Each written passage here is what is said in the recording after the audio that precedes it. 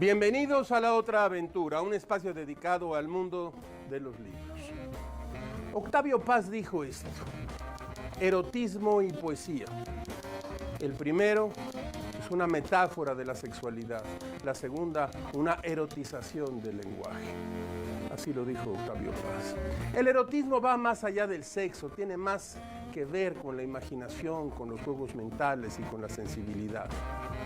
Anaïs Nin, esa gran escritora de erotismo, dijo que precisamente el erotismo es una de las bases del conocimiento de uno mismo, tan indispensable como la poesía.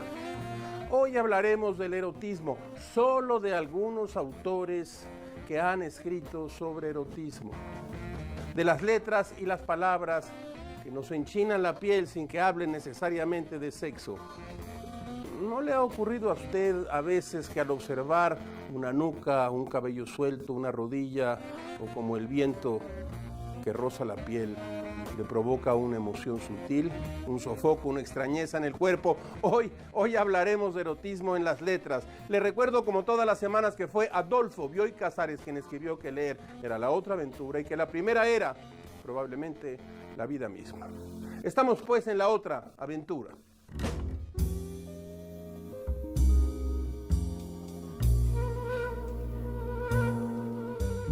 ¿Qué es el erotismo? En La Llama Doble, este libro que tengo aquí, publicado entonces por Seix Barral y Biblioteca Breve, de Octavio Paz, dice: la colección íntima entre sexo, erotismo y amor, desde la memoria histórica hasta la vida cotidiana más inmediata. El amor y el erotismo, dice Octavio Paz, es un encuentro erótico. Ahí siempre hay un personaje invisible y siempre activo, escuche usted, la imaginación. Para Paz, el componente de la imaginación traza una diferencia definitiva entre la sexualidad animal y el erotismo humano. Solo en el erotismo, uno o varios de los participantes pueden ser un ente imaginario. De tal manera que, si seguimos las palabras de Paz, podemos observar el erotismo como algo más que una práctica del cuerpo para el cuerpo.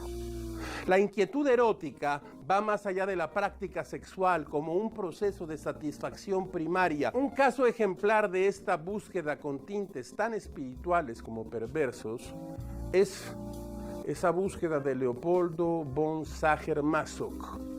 Quizás usted sabe qué quiere decir esto porque ha oído la palabra masoquismo. Autor de la icónica novela La Venus de las Pieles, Masoch exploró el placer de la crueldad y la sumisión, el deleite a través de los contactos sutiles, el desprecio, la violencia verbal y física. En un texto posterior a la conocida novela que dio origen al concepto de masoquismo, Masoch confesó: ya de muy pequeño tenía una marcada preferencia por el género cruel que se acompañaba de misteriosas agitaciones y de voluptuosidad, y sin embargo, mi alma rebosaba de piedad.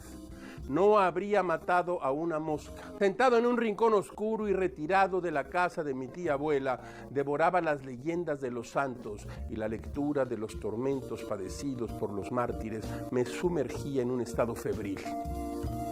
¿Qué es pues el erotismo? Suspenso, límite, tal vez desvelamiento.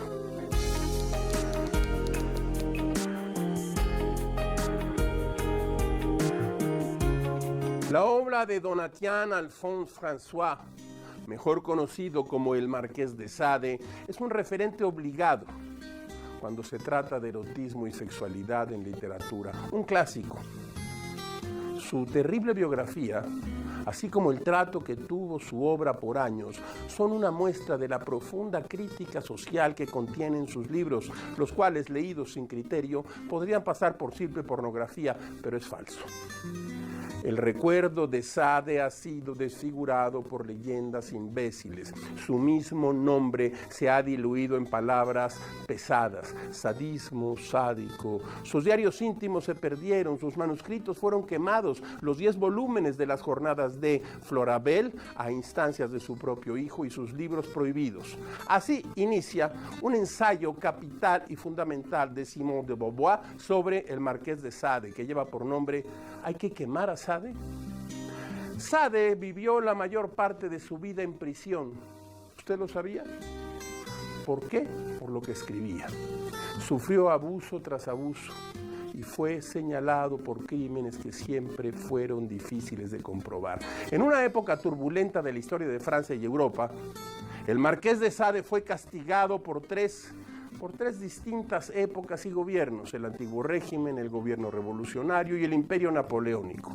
La violencia y el erotismo fueron los medios con los que Sade puso el dedo en la llaga de una sociedad que creía avanzar hacia el mejoramiento de la humanidad.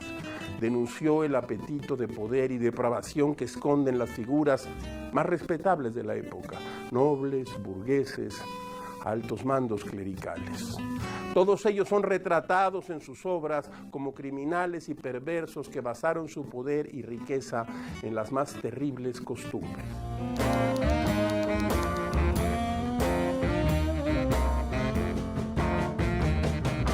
Historias de escritores y escritoras.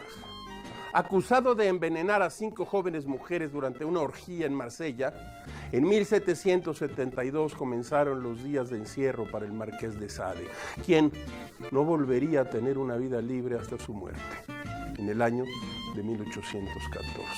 La mente brillante de un escritor fanático de la cultura, el teatro y las artes se fue retorciendo a causa del encierro.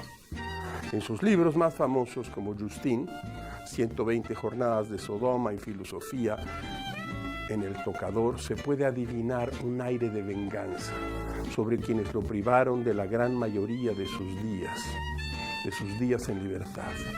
Durante su reclusión en la famosa cárcel de la Bastilla, Sade, el Marqués de Sade, escribió la primera versión de Justine, o Los infortunios de la verdad, en 1787, libro en que sentó su postura filosófica sobre la sociedad en la que vivió. En él, 2 hermanas que han quedado huérfanas separan sus caminos. Julieta se entrega a los placeres de la carne y el vicio y consigue un marcado ascenso social gracias a varios crímenes y una vida dedicada al gozo personal. Por otro lado, Justine, quien reniega siempre de cualquier oferta indecorosa y consagra su vida a la religión y a la virtud, no consigue más que una serie de agravios que laceran su cuerpo y destruyen su vida. Todos los personajes que maltratan a Justine son recompensados con nuevos y mejores cargos, propiedades o grandes sumas de dinero. Esta postura sobre el funcionamiento de la sociedad le trajo el encono de todos los poderosos de la época. El crimen, como centro de la sociedad francesa de principios de la Ilustración. El bien victimizado frente al mal triunfante. Sade, víctima incluso de la mala suerte, pues 10 días antes de la liberación de los presos de la Bastilla durante el estallido de la Revolución Francesa, gritó por la ventana de su celda el trato que daban a los prisioneros en aquella cárcel. Esto resultó en que fuera trasladado a la cárcel de Charenton y que no fuera liberado durante las revueltas del 14 de julio de 1789. La sexualidad desbordada de sus textos no es gratuita. Mediante este aspecto siempre oculto y suavizado por sociedades occidentales, Sade aportó una importante reflexión sobre la conducta humana, sobre el dominio de los cuerpos y sobre una sociedad en la cual el pacto social se acercaba a lo imposible. Imperioso, colérico, violento, exagerado en todo, de un desorden imaginativo sobre las costumbres sin par en la vida, ateo hasta el fanatismo, en 2 palabras, así soy, y una vez más, o me matan o me toman como soy, pero no cambiaré. Esto fue lo que escribió el Marqués de Sade sobre sí mismo. Su muerte fue lenta. Confinado a húmedos calabozos, su vida y su obra reflejan a través del erotismo y el castigo al que fue sometido los azares del drama humano. El Marqués de Sade.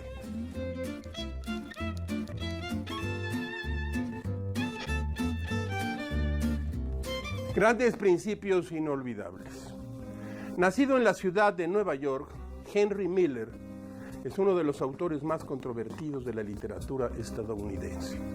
Su obra, su libro, Trópico de Cáncer, escrita en 1934, es considerada como una de las mejores novelas de lengua inglesa, pero su publicación, quizás usted no lo sepa, tuvo que esperar 30 años para ver la luz en su país natal. Su alto contenido erótico la encerró en los laberintos kafkianos de cortes, juzgados, que la etiquetaron como pornografía y, por lo tanto, prohibieron su publicación.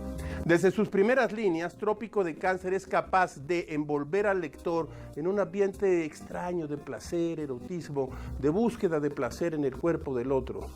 Tenemos aquí el inicio de una novela que cambió para siempre la literatura erótica, como los vagoneros de las letras. Escuchen este principio. Vivo en Villa Borghese. No hay ni pizca de suciedad en ninguna parte, ni una silla fuera de su lugar. Aquí estamos todos solos y muertos. Anoche Boris descubrió que tenía piojos. Tuve que afeitarle los sobacos y ni siquiera así se le pasó el picor. ¿Cómo puede uno coger piojos en un lugar tan bello como este? Pero no importa. Puede que nunca hubiéramos llegado a conocernos tan íntimamente, Boris y yo, si no hubiese sido por los piojos. Boris acababa de ofrecerme un resumen de sus opiniones. Dice que continuará el mal tiempo. Habrá calamidades, más muerte, más desesperación. Ni el menor indicio de cambio por ningún lado. El cáncer del tiempo nos está devorando.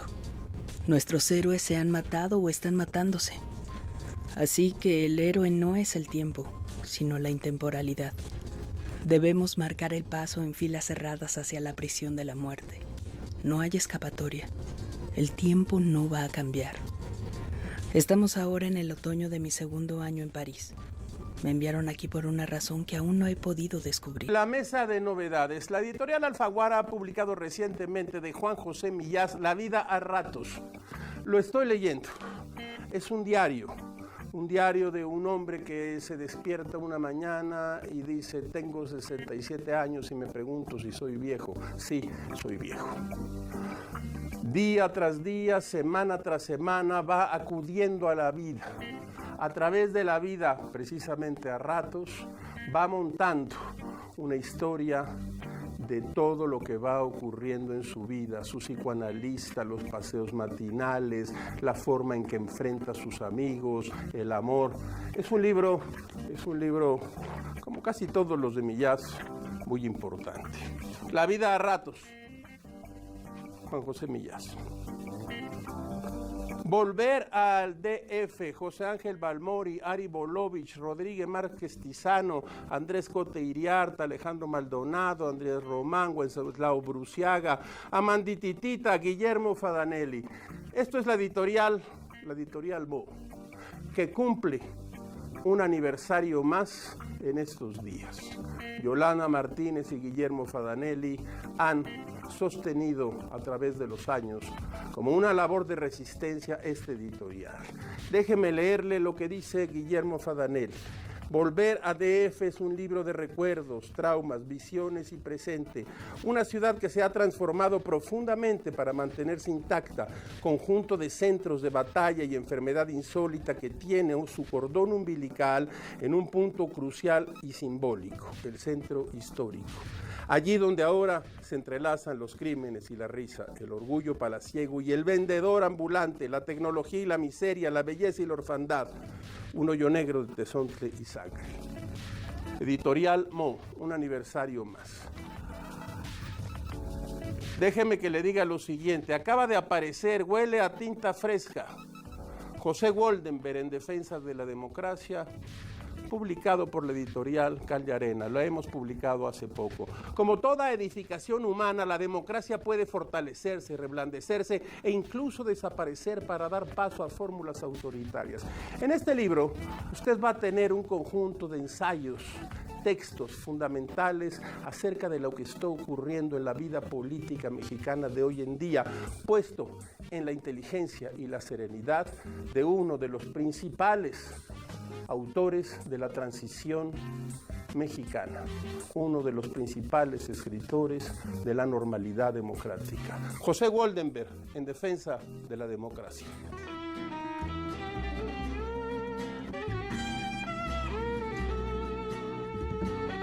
Susana Constante ganó en la década de los 70 el prestigiado premio La Sonrisa Vertical, que solía convocar Tusquets, la educación sentimental de la señorita Sonia, y en esta, el detonante del erotismo es el rechazo.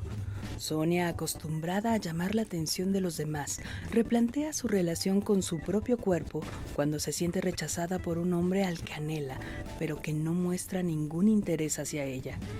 Entonces empieza el verdadero conocimiento de ella misma a través de su cuerpo, pero también aprende que para hallar el placer es indispensable proporcionarlo. Es necesario, propone la autora, que los amantes usen el mismo lenguaje y compartan los mismos deseos. La escritora Elfriede Jelinek se ha caracterizado por la crudeza a la hora de tratar sus temas. Una de sus novelas más reconocidas es Deseo, que aunque tiene un sentido erótico, también ofrece una crítica social. La vida familiar es el centro de la historia, una vida familiar que parece inofensiva y convencional, conformada por un funcionario que dirige una fábrica de papel, la mejor mujer educada del lugar y un niño que estudia violín por obligación. Para el hombre, su mujer es un objeto y lo usa como tal, para su propia y exclusiva satisfacción. Además, es un asiduo a los prostíbulos. La doble moral flota como una niebla espesísima en esta novela, cuyo mérito principal es que el deseo y el erotismo se conviertan en algo tan placentero como repugnante. Cynthia Moscovich lleva al erotismo homosexual en Dos iguales. En esta novela, las mejores amigas Clara y Ana se sienten sumamente atraídas la una a la otra. Se trata de una atracción profunda, erótica y para ellas misteriosa. Si el hecho de ser mujeres no fuera suficiente, Clara es judía y Ana es gentil.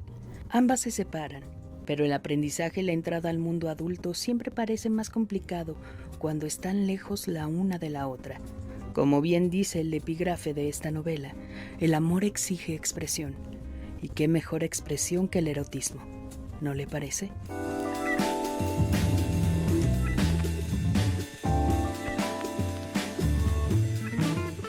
Hablábamos de Henry Miller. Su figura y su memoria han sido un mito. Y una y mil veces se debe a la obra de Trópico de Cáncer y a Trópico de Capricornio, su secuela, El sexo. La obsesión de Miller discurre en estas páginas, mezclada con una filosofía suave del amor y una postura francamente, la verdad, machista del personaje principal, que hasta ahora se entremezcla con la vida misma del autor. Pero los juicios morales sobre la obra y su autor han quedado relegados por la fuerza del flujo de conciencia que detenta esta novela. Situada en París, ciudad que cautivó a Miller como a tantos otros escritores, Trópico de Cáncer es una novela que, créame usted, le cautivará por el trance de lirismo, metáforas y divagaciones con el que el personaje define su vida bohemia. Con este libro, Miller logra entrar al mercado editorial y mantenerse hasta la fecha como un inclasificable. El escándalo y la prohibición alrededor de su primera novela no hizo sino lo que siempre logra la prohibición y la censura: un inmenso público que descubrió que había en estas páginas una obra notable y prohibida. Es conocido el veredicto prohibitorio de un juez de Pensilvania que decía lo siguiente sobre Trópico de Cáncer. Escúchelo usted: no es un libro, es una fosa séptica, una alcantarilla abierta, un pozo de putrefacción, la reunión viscosa de todo lo que está podrido en los despojos de la depravación humana. Eso dijo ese juez. Quien no quiera ahora ir a abrirlo y leerlo inmediatamente cometerá un error muy grave. Genial coincidencia que Miller, al inicio de este libro, dijera sobre su misma obra un párrafo que es ahora una máxima clásica de la literatura. Esto no es un libro, es un libelo, una calumnia, una difamación. No es un libro en el sentido ordinario de la palabra, no es un insulto prolongado, un escupitajo en la cara del arte, una patada en el culo de Dios, al hombre del destino, al tiempo, al amor, a la belleza, a lo que les parezca. Voy a cantar para ustedes, nos dice Miller a modo de advertencia, desentonando un poco tal vez, pero voy a cantar. Cantaré mientras croan, bailaré sobre su inmundo cadáver. Henry Miller. Se consagraría este autor con la trilogía Sexus, Plexus y Nexus, publicadas entre 1949 y 1960, pero Los Trópicos siguen siendo una especie de canon de la novela erótica moderna. Su lenguaje de taberna sobre la sexualidad, encontrado con una verdadera sensibilidad artística y extrañas reflexiones filosóficas, le han valido la admiración de muchísimos escritores de lengua inglesa. En 1928, el escritor francés Georges Bataille escribió una de las novelas eróticas que mayor resonancia han tenido dentro del género, La historia del ojo. Protagonizada por dos jóvenes que experimentan desenfrenadamente sus pulsiones y tentaciones corporales, La historia del ojo es un intenso relato en el cual se exponen distintos cuestionamientos morales sobre el placer de mirar un cuerpo y de ser mirado, sobre el goce por la dominación, así como los distintos límites a los que puede ser llevado un cuerpo en la continua búsqueda del placer. En La historia del ojo, Georges Bataille ensayó con gran maestría la tensión entre la experiencia sexual y la muerte, mediante sus personajes, Simona, el narrador, y Sir Edmund indagan en lo más profundo de las perversiones, en la experimentación corporal, en el goce desmedido y en la transgresión de los límites de la vida, el sexo y la muerte. Desde las primeras líneas de este libro se hace evidente la agitada, compleja relación del narrador con la sexualidad, cuando éste menciona que creció muy solo y siempre en angustia respecto a todo lo sexual y lo erótico. Entre crudas y directas descripciones de los actos sexuales de sus personajes, La historia del ojo esboza finas y cruentas reflexiones sobre lo violento y lo siniestro, que surge en las exploraciones humanas cuando se está en la búsqueda del placer. Bataille, Georges Bataille, dejó cuenta en este relato de la innegable cercanía en los deseos sexuales, en los terrenos vedados y castigados por la sociedad. Los personajes de la novela, escrita a principios del siglo XX, deambulan altivos por caminos adversos a las reglamentaciones sociales, religiosas y culturales. En sus aparentes juegos adolescentes, Simona y el narrador descubren que la destrucción, el horror y la angustia también son caminos que llevan al autoconocimiento, con distintas aproximaciones a la muerte y la degradación. Los personajes de Bataille develan la importancia de la rebelión existencial como instrumento para dejar ver lo oculto, lo febril e insubordinado del alma, así como la conciencia, para evidenciar con ello la parte nocturna que la humanidad lleva consigo.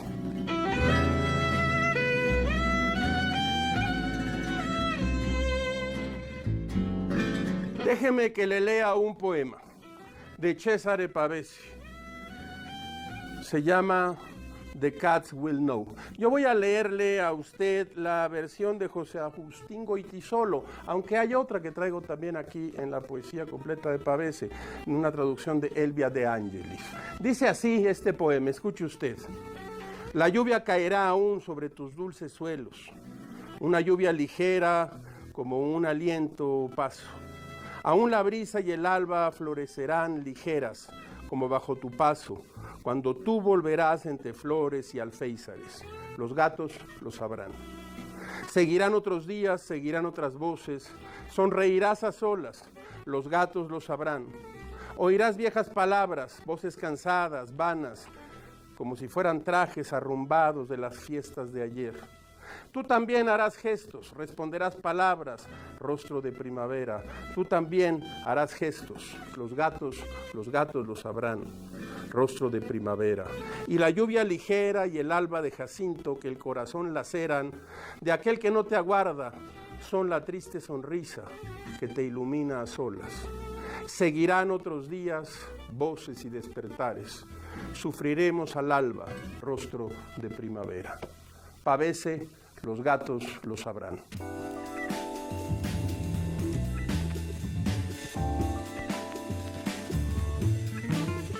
Como todas las semanas, usted encontrará aquí en esta ventana un escenario por el que pasa, como una ráfaga, la felicidad de la frase célebre. las máximas, los aforismos. Escuche usted este. No hay amor sin instinto sexual. El amor usa de este instinto como de una fuerza brutal, como el bergantín usa el viento. José Ortega y Gasset. Llegamos al final de esta emisión y de esta aventura. Soy Rafael Pérez Gay y los espero la próxima semana. Abres una puerta y detrás de ella aparece un mundo. Eso es un libro.